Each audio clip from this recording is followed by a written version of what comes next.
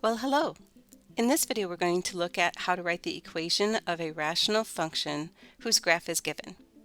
Now, when we look at this graph, one of the first things we want to note is that there is a hole in the graph at the point -1, 4.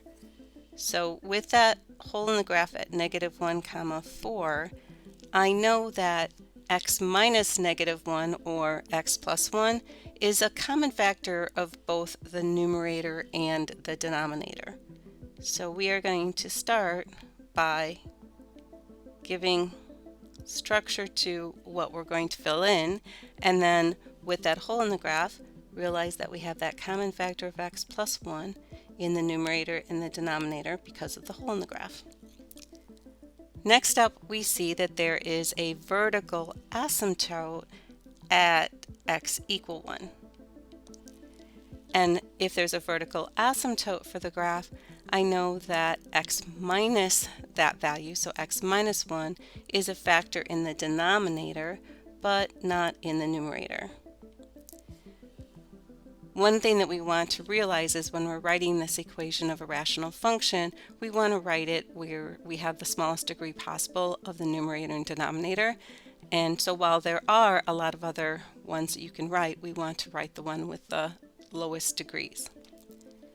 Next up, we see that there is an x-intercept at x equal 3, 0.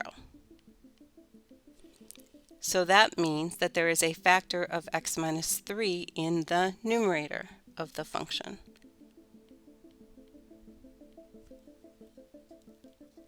Now that we have that part of the function set up from all of that information, we need to find our value of a, which is the stretch of the graph.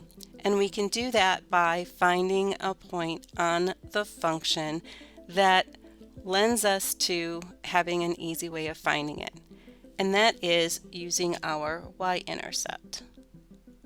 So the y-intercept on this graph is 0,